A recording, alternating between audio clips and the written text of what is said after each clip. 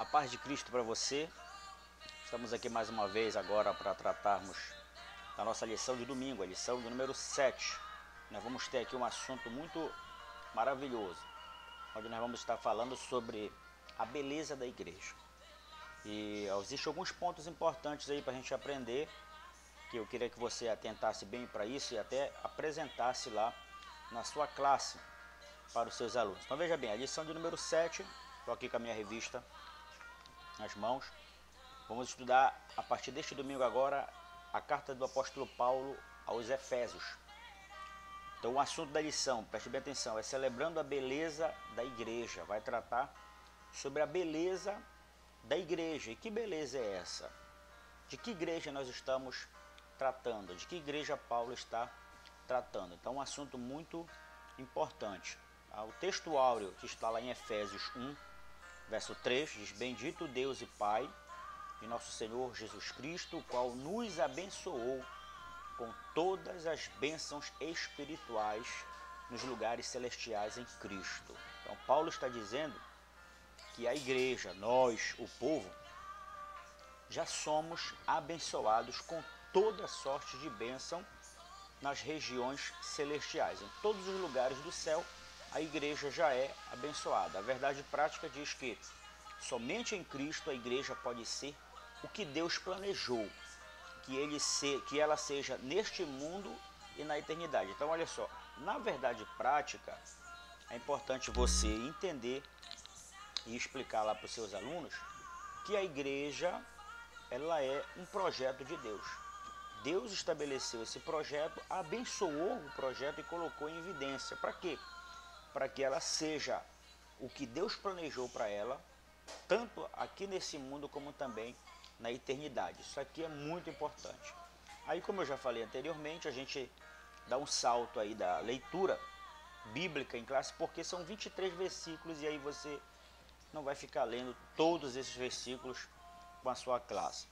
Então, quais são algumas informações importantes que você precisa passar para os seus alunos? A primeira pergunta: quem é o autor da carta para a igreja de Éfeso? A resposta é o apóstolo Paulo. Tá? A segunda é: onde ele estava quando escreveu essa carta?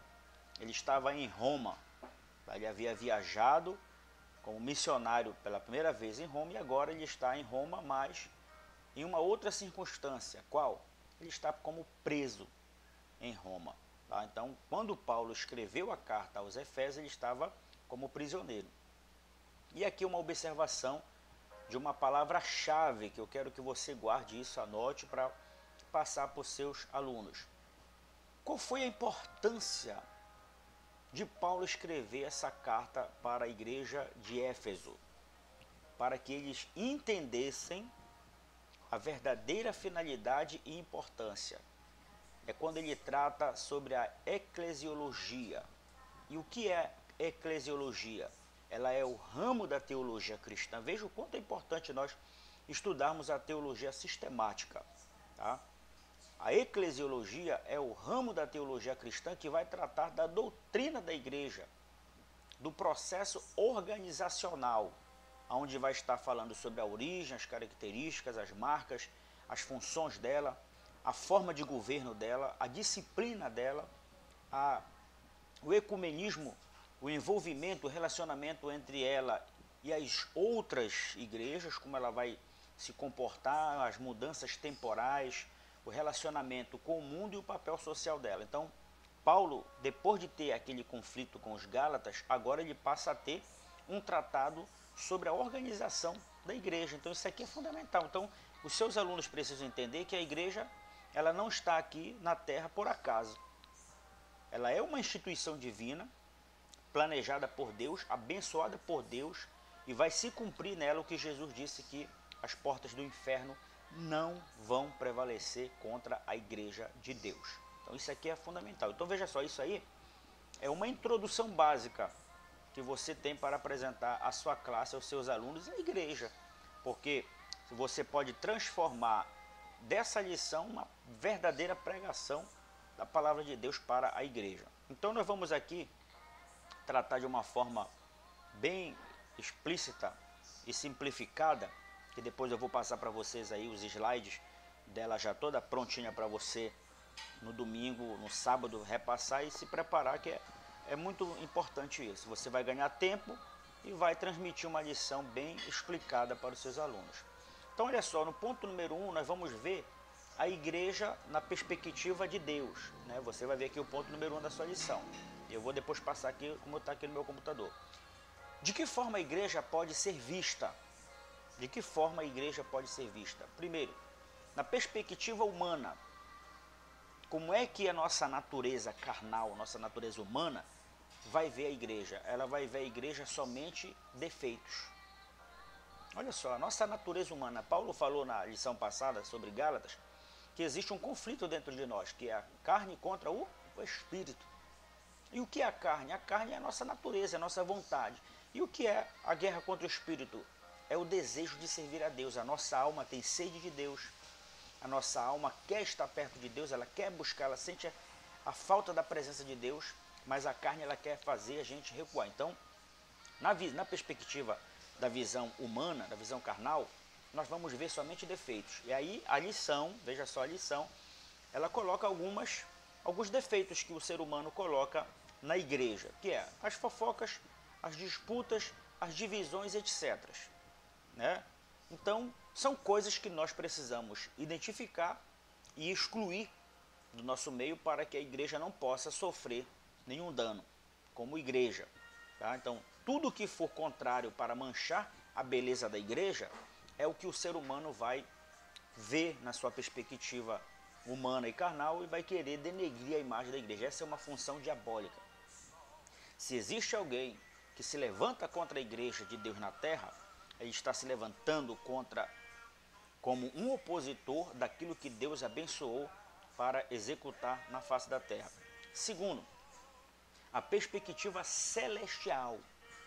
Então, assim como nós temos uma perspectiva humana, também o céu tem uma perspectiva celestial. Qual é a visão do céu? Preste bem atenção nessa palavra, o céu.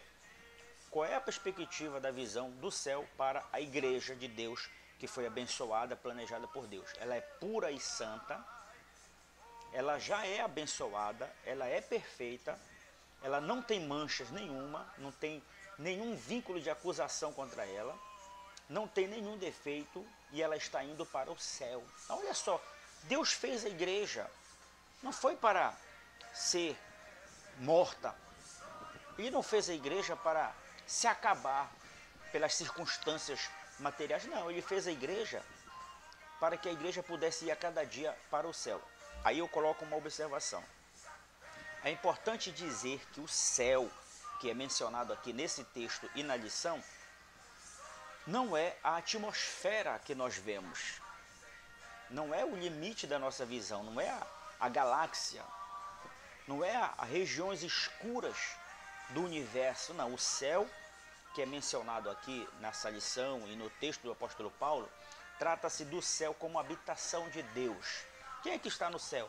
O Pai, o Filho, o Espírito Santo, os anjos, os arcanjos, os querubins e os serafins, as estrelas que Deus chama pelo seu próprio nome, de acordo como nós lemos lá no Salmo de número 24, que diz que os céus proclamam a glória de Deus e o firmamento do seu poder. Olha só, então, todo esse sistema celestial está lá em cima, olhando para cá e vendo a igreja como pura, santa, abençoada e indo para o céu. É isso que nós precisamos mostrar para os nossos alunos. Amém? Então, o que nós podemos ver aqui? Nós podemos ver já a igreja abençoada como projeto de Deus. E o ponto número 1 da lição aqui, olha, encerramos ele, o ponto número 1. Aí a gente vai ver aqui, olha, primeiro, abençoada e celestial. A igreja já é um projeto abençoado para dar certo. Trata-se de uma igreja como o corpo de Cristo e não como uma instituição, uma obra feita pelas mãos do homem. A congregação, o templo, eles podem ser considerados como obras das mãos dos homens. Deus não vai habitar lá. Deus só vai estar lá quando nós estivermos lá. Por quê? Porque nós somos a igreja de Deus, nós somos o corpo de Cristo. Amém? Então, quando tudo terminar, o culto acabar, que nós formos para a nossa casa, Deus vai conosco. Deus não vai ficar lá na igreja sozinho. Mas o templo, a congregação não deixa de ser algo consagrado para servir a Deus, para adorar a Deus, aonde a igreja vai se encontrar, congregar e cultuar a Deus. Segundo, a igreja, na perspectiva de Deus, ela é escolhida e santa. O que nós aprendemos aqui? Que a igreja, não como instituição, não como prédio, mas como nós, como povo, como corpo de Cristo, não foi escolhida porque ela era santa. Não, ela foi escolhida para ser santa. E para isso eu coloco aqui dois processos que eu chamo aqui de regeneração e santificação. O processo da regeneração, ele é automático. Quando a pessoa aceita a Jesus como Salvador por meio da pregação do Evangelho, pela pregação da fé, ele automaticamente passa pelo processo de regeneração. Você se lembra quando Jesus falou com João Batista? Quando falou com Nicodemos, que Nicodemos foi procurar saber a respeito desse processo, e Jesus disse para ele: Nicodemos, aquele que não nascer de novo não pode ver o reino de Deus. Não foi isso? Então esse processo aí já era o processo da regeneração, nascer de novo. E o outro processo é o processo da santificação. Isso aí é paulatinamente, ela é devagar, ela é mais lento. Por quê? Porque depende de nós. É nós que vamos nos esforçar para nos santificarmos dia após dia, sem a qual, sem essa santificação, ninguém verá o Senhor. Então olha só quão importante é entender o processo de escolha da igreja. Ele escolheu, ele separou, santificou. A palavra santificação quer dizer separado, tá? Ele é regenerado porque ele vai mudar. A palavra de Deus, através do Espírito Santo, ele foi convencido, né, do seu pecado, da justiça e do juízo. Ele tomou a decisão de mudar e agora ele vai buscar essa santificação. De que forma? Através da oração, através da palavra, através do louvor, através da comunhão com Deus, através do batismo nas águas, que ele vai participar do pão e do vinho, do corpo e do sangue. Ele vai estar buscando cada vez mais estar mais próximo de Deus. Mas existe um ponto que eu considero ele bastante crítico na nossa lição, que é a predestinação. Algumas pessoas querem dizer que algumas pessoas já foram escolhidas, umas para ir para o céu e outras para ir para o inferno. Isto aí não é verdade. Então, muito cuidado quando você for tratar desse ponto crítico aí que eu coloco aqui, que não tratamos aqui de um favoritismo de Deus, tá? Não existe um favoritismo de Deus. É desejo do coração de Deus que todos sejam salvos, todos cheguem ao pleno conhecimento da salvação, arrependimento dos seus pecados e aceitem a Cristo como Salvador. Então, não se trata aqui de um favoritismo, já esse vai para o céu, esse vai para o inferno. Não existe, isso vai depender. Veja bem, uma observação importante, que essa predestinação, ela não vai anular o livre arbítrio do homem. É o homem que vai usar do direito de escolha aonde ele quer passar a sua eternidade, se é no céu ou se é no inferno. Então ele tem o livre arbítrio. O desejo de Deus é que todos sejam salvos. Então preste bastante atenção nesse tópico aí da predestinação, que é um ponto crítico da lição, porque com certeza alguém já deve ter escutado a respeito desse assunto e pode achar: não, já existe um povo escolhido, já existe aí um povo separado que vai para o céu, outros que vão para o inferno. Não, vai para o céu quem quer e vai para o inferno quem quer. Então por essa razão é que nós precisamos entender que nós precisamos buscar dia após dia a santificação, sem a qual ninguém verá o Senhor. Amém? Então esse ponto número 1 aqui, sobre a igreja na perspectiva de Deus, trata desses 3 subpontos: abençoada e celestial, escolhida e santa, e também a predestinação. Amém?